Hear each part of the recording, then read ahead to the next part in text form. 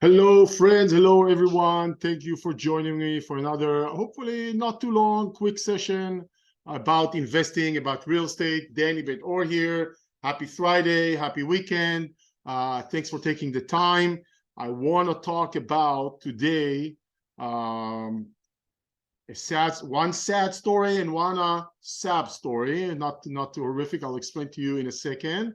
And before we're going to dive into those stories and actual example of properties, real stories, real situations, of our clients. Before we dive into it, I just want to mention two webinars that are coming up. So today, Friday, right? Friday, I think the 27th of January, we have an upcoming webinar on Tuesday, I believe, or Monday or Tuesday, Monday, January 30th. I hope I'm not mistaken. This coming Monday. And we're gonna talk about how to choose the right landlord management platform by a professional company that will teach us more about this niche for real estate investors. So this is coming in 3-4 days. So go ahead and register. You got the link in front of you, resmarts.co/landlord, resmarts.co/landlord. That's coming up. It's free, coming up, in a few days, 3-4 days. So go ahead and register if you're an owner and this is something you're looking for, searching for, that may help you. So that's number one. Number two, on the 9th of February, so we're talking about 10 days, maybe a little bit more than 10 days, we're going to talk about small little secrets, in our industry related to mortgages, that it's called EPP. EPP is, you got to come to the webinar to know what it is if you don't know already. And that tool, that little technique, I wish I could patent that. That technique teaches you how to accelerate your mortgage payments. I know some of you already know the techniques out there. There are, but this is a simple one, which I really like to explain and teach, and maybe explain, how to use it and how to integrate it into your ownership, of a property if you have a mortgage, right? So that's something that's coming up. Again, free. You can register. The link is on simplydoit.net, and you'll find it there on the website. I will put links as well below on any platform that we are advertising or we are promoting this video. If you are listening to this episode through our podcast, yes, we have a podcast channel with tons of episodes, not tons, like maybe 200, 300, I don't know, something like that, but maybe around 150, 200, all content, all educational. You're most welcome to subscribe to that channel. I will leave comments at the end. I will show you a slide about it. But if you're listening to this episode in the podcast, this is more of a visual one today. So you can still pick on some stuff because I'm going to be talking mostly. But I would suggest to shift over to the content, to consume this content on our YouTube channel. You can subscribe to that as well, surprisingly, I know. Again, YouTube channel with 500-600 really valuable content, openly, publicly content. We have, maybe 100 more videos that are privately shared only with our clients. So we don't open all our content out. So you got to be a client in order to benefit from everything out there. But there's a lot, well over 450-ish videos of content available from people who are actually doing it, not talking about it, not selling books and tapes, not selling boot camps, not selling, people that are investing in real estate, such as myself and my clients. So you are most welcome to sign up to the event. Of course, to those upcoming webinars, they're free. If you're on the podcast channel, I would suggest maybe this one will probably benefit you more if you listen through the YouTube channel, of course, for the content. All right, enough promotions for one day. Let's dive into this story. So I'm going to share with you, well, let me step back for a second. First of all, thank you to one of my clients who I spoke to this week and said, Dani, that would be great if you do a story of a recent purchase and how things turned out, right? And I thought, what a great idea. Thank you, my friend. By the way, thank you, clients that are sharing with us. We are lucky. We are very lucky to have many clients of ours that they see themselves, rightfully so, as part of the organization or part of Simply Do It, and they contribute. They give good feedbacks. They tell us what they care. They tell us what works, what doesn't work. For me, it's valuable information. So thank you very much for all our active clients that are taking the time, writing, asking, contributing. One of my clients told me, and this is really always when I think about it, it kind of warms my heart. He said, Danny, if I don't share with you, my success depends on your success. So when I tell you something, I know that it helps myself. But if I wouldn't do it, obviously, you are part of my personal success. It depended on your business. So of course, naturally, I want to share with you what I think. I see myself as part of your organization, whether you want it or not, and I do, and I appreciate it. And it's amazing for me that many of my clients became friends over the years, really good friends. And they are not just kind of drive by, fly by, and disappear. That's amazing for me. Amazing for me to have, which tells me what we're doing is just more valuable or impactful in a good way on our clients. 2 stories today: the good one and the sad one. Not sad one. Good one, the deal that did happen. Sad one, the deal that did not happen. And by the way, little thing, the SAB story, it's probably more mine than someone else's, or if the person who was involved with this deal sees it, I'm sure he'll sub too as well. Let's talk about the good one. Right? Real deal. This is a real deal. One of our clients purchased this house in the metro of Kansas City, right? He is a couple, they live in Irvine, California. This was their first real estate transaction ever. Never purchased their own home, never invested. This was the first time they did real estate. Of course, they know of real estate, but never transacted real estate wise. They purchased this house. This is the actual house, which is a 3 bedrooms, 2 bathroom, almost 1,400 square feet, 2-car garage, built in 1999 in B Schools area, about 30 minutes from downtown Kansas City. Vacant at the time of the purchase. They, of course, we found it for them. We had inspection and all the process of putting offers, etc. Bought it in 2001, January 2001. So that makes it exactly 2 years to the date, right? This is just a typical story. I just picked one random one, but this is just, I think, just clearly representing the deals that we do day in, day out, day in, day out with our clients. The full intention of this house was to buy and hold for many years. They're still holding it. They're not selling it or anything like that. So don't even submit your offers. This is just sharing with you, 2 years later, what happened 2 years later, right? So we went through the process of choosing a property, just a little bit to get a sense. I would call this a nice house, maybe even a very nice house. This is not anything out of the ordinary for what we typically purchase for our client. So just a nice house, in the suburbs of Kansas City. So we talked about the spec, 3 bedrooms, 2 bathrooms, etc.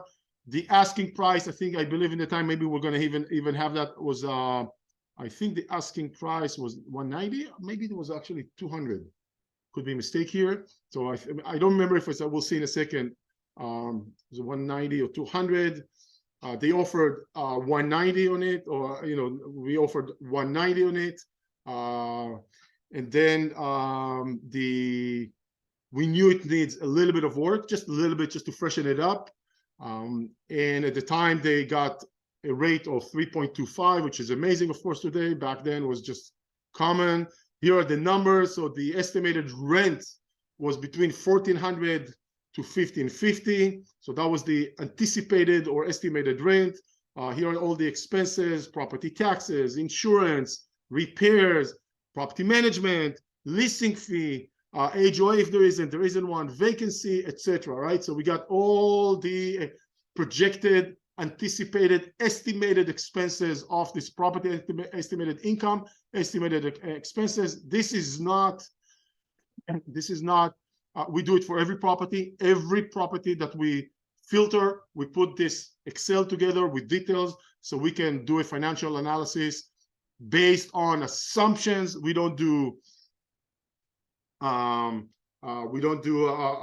optimistic projections. We don't do pessimistic projections. We're trying to do realistic and be a little bit conservative projection and as accurate as possible, right? So here is the numbers for this one.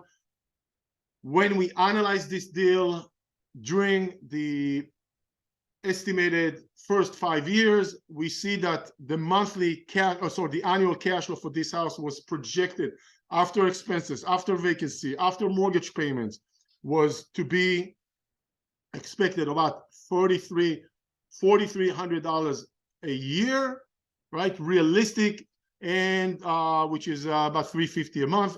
After everything, this is just the cash flow, and we anticipated some that the house will appreciate in 5 years in value about almost $60,000, right? So cash flow and some cash flow, nice cash flow, and appreciation or increase in value, which is appreciation and mortgage principal reduction. That was the analysis that we've done 2 years ago, that we made the decision, right? So now let's see what happened 2 years later. Not 5 years, we're based on the analysis, just 2 years, right? So market value was $200,000. We bought it for, I believe, $190. Market value today, $250, right? So we are 2 years later, $250. There's already a gain of $50 than what we anticipated. Actually, more when you really think about how much we paid for it. I think they paid $195, right? We have to check that to be sure. The total down payment and closing costs and fees at the time was $53,500. $53,000. So they invested $53,500. The annual rent was expected to be about, based on what I just showed you, $17,000, almost $18,000. It ended up being almost $19,000. So, you know, about $1,200 a year more. Not, you know, not amazing, but not bad when you expect $350 to get $450. That's definitely a nice, you know, oh, sorry. When you expect, you know, $17,700 and getting it $1,200 more, that's definitely nice. So the cash flow was better than expected. The rent and the cash flow, sorry, the rent and the cash flow. And the equity increase. We anticipated that this house in 2 years will go up in value and principal reduction about $15,000. It actually ended up doing at the same period of time $55,000, just give or take. I'm using round number. So $40,000 more in you know, in equity. And I should say, because it's 2 years, about $1,200, $2,400 more in 2 years, $1,200 per year in cash flow. So this house outperformed the plan. I wouldn't say this is like, wow, amazing. This is really nice. There's no doubt about it, but it's not like we expected one thing and it did, you know, double. It just did better. And this is common to see coming back to where we analyze properties.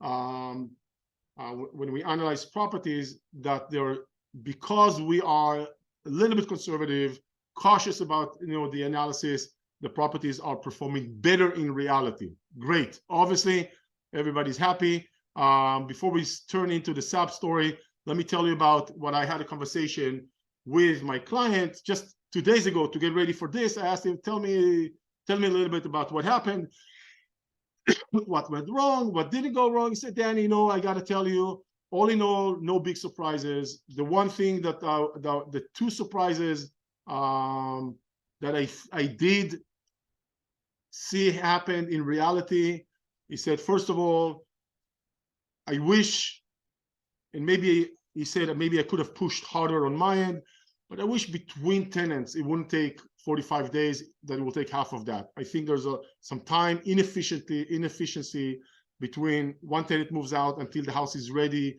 and, you know, to be leased, and then to rent it out. I think there's a lot of some inefficiency there. So it's not a big deal, but you know what? I wish that's a little bit annoying. And then He says, if I think that like I would probably not expect so many little things to break over those 2 years. I think there's more than, it didn't cost necessarily more, but it ended up being like more incidents than I anticipated. Again, not a big deal. You told us it would happen.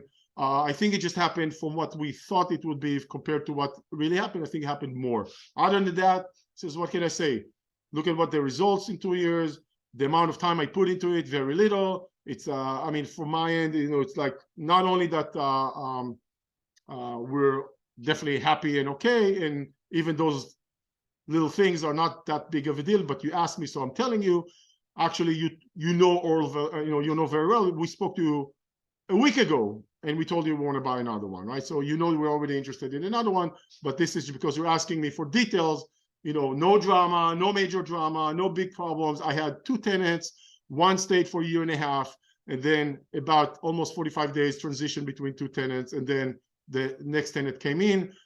The one nice thing is the rent that we collected at the beginning was at the higher end of what we expected when you told us. So when you told us 1550, I think we got 1575 or something around that number. So either we got at the top or just even a little bit. So that was nice. And the same, the second rent is similar. So that was a nice surprise. But all in all, we're very happy, obviously. So that's kind of story number 1. I'll call it the good story, the nice story. There's no really wow things that happen. That's just a nice, I call it a typical boring deal that we do. Did they have vacancy? Yes. Did they have some repairs done to the house here and there? Something breaks? Absolutely. I think he mentioned that the dishwasher needed to be replaced, and maybe the garbage disposal as well. I couldn't remember exactly. They said other than that, small stuff. So no big deal. But they're happy, right? So that's deal number 1, the one that happened. Let's talk about deal number 2, the one that did not happen, right? I used Kansas City on purpose. Why? Because the first house was in Kansas City. This is a second house that was purchased, that went under contract with one of our clients in Kansas City, who at the last minute, the day of closing, got cold feet for no good reason. Cold feet, right? There's nothing happened. Day of closing, decides to terminate and pull out, right? So cold feet. That's why I'm saying sub-story. Let's explore that a little bit. So house is Metro Kansas City, not near the other one, but not too far from Kansas City, maybe even closer to downtown. I think like 15 or 20 minutes, or a bit closer to downtown. The investor, the owner, at the time, I think now they moved, at the time, lived in the San Diego, California area. Again, never traveled. I believe it was the first real estate transaction. He's done some passive, like not direct ownership. So I can't say for sure, but almost certain it was definitely his first rental property purchase. I don't think he owned his own home as well. But this guy was actually an experienced entrepreneur. I think he had one or more businesses, but when it came to real estate, I mean, very scared. I don't know why, but everything was scary, which happens. It's not the only time I've seen it. So I've seen it many times. Purchase date, February of 2021, right? We did not buy this house. It's a 3 bedrooms, 3 bathrooms, almost 2,200 square feet, bigger, 2-car garage, building 94, B schools, right? Not B plus, B schools. So really nice house in the Metro. Purchase price $195 and market value $210. So already some built-in equity. Sorry, no holding period. I should have removed that. Status also, I should have removed that. We don't own this house. I should have removed those. And let's see what happened here. So first of all, I want to show you so you know it's the real deal. If you look on the left, you can see that this house was listed for sale end of January 2020, $195. It went under contract, not with us, for $195. It fell out of contract very quickly, so it tells me there's not even probably an inspection done. Back listed again on, sorry, it failed inspection probably because about 8 days later it comes back on the market, 195. We go under market on February 10th. That's the highlighted blue area. So February 10th we went for 195, and then you can see it goes back exactly a few days after when we were supposed to closing it. I think we terminated on the 12th or 13th or 14th of March. I can't remember exactly. And interestingly enough, goes back on the market for 195. They listed back at 208, right?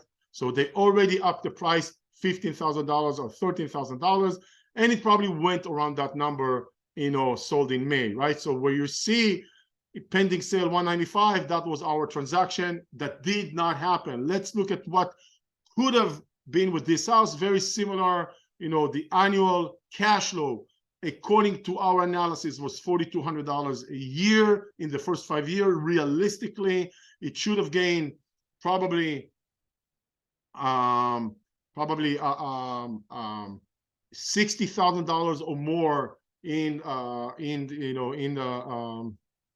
in value. By the way, did I look up? I did look up. Okay, see, I didn't put that online according to Zillow. Again, Zillow, let's take it with a grain of with some kind of cautious, but according to the Zestimate, this house that was under contract for 195 2 years ago, today's value is about 278, right? Give or take, let's call it 270. So that means more than a $75,000 increase in value in 2 years, more than the first one we saw. And this is where I call it a sub story. Why is this a sub story? First time, great house, great price, excellent metro, excellent community.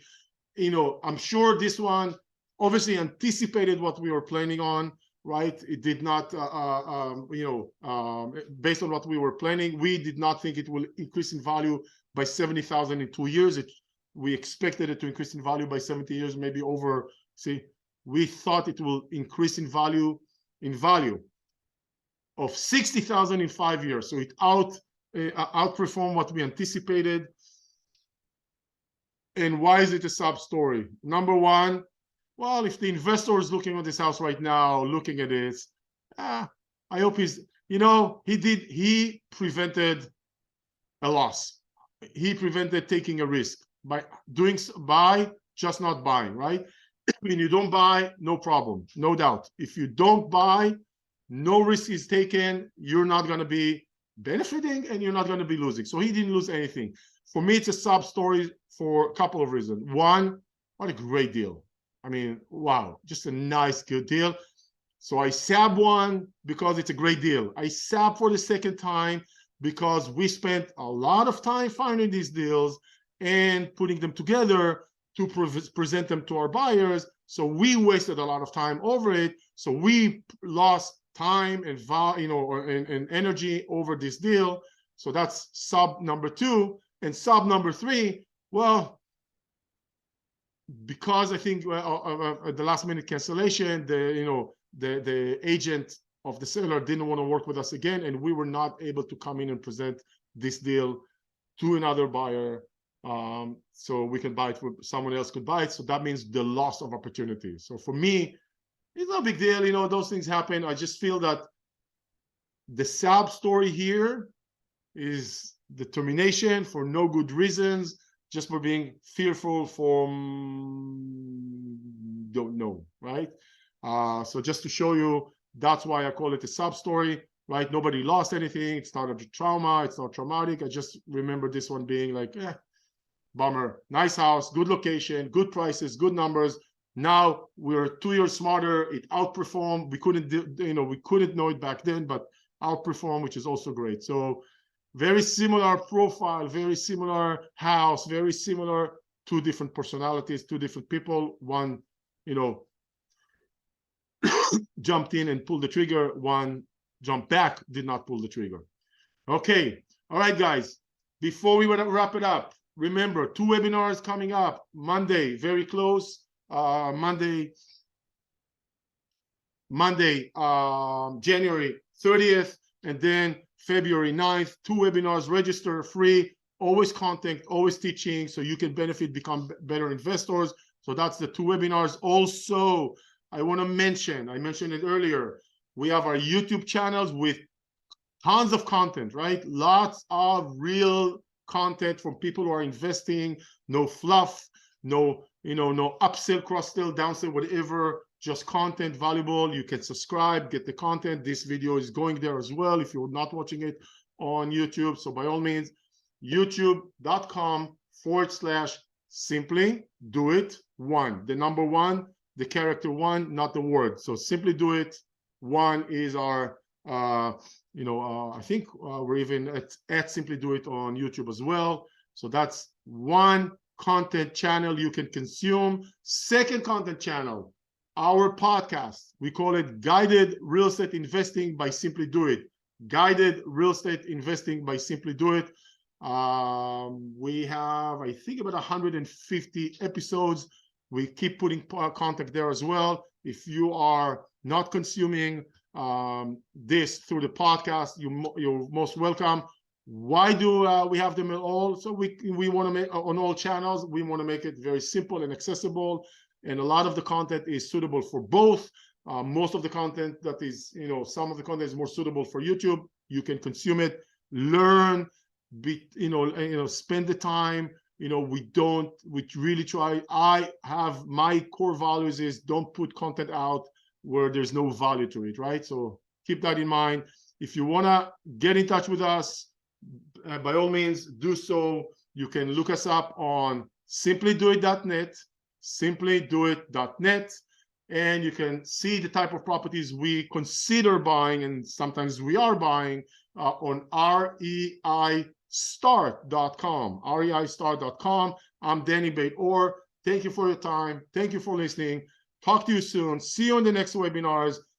Have a great weekend, everyone. Bye-bye.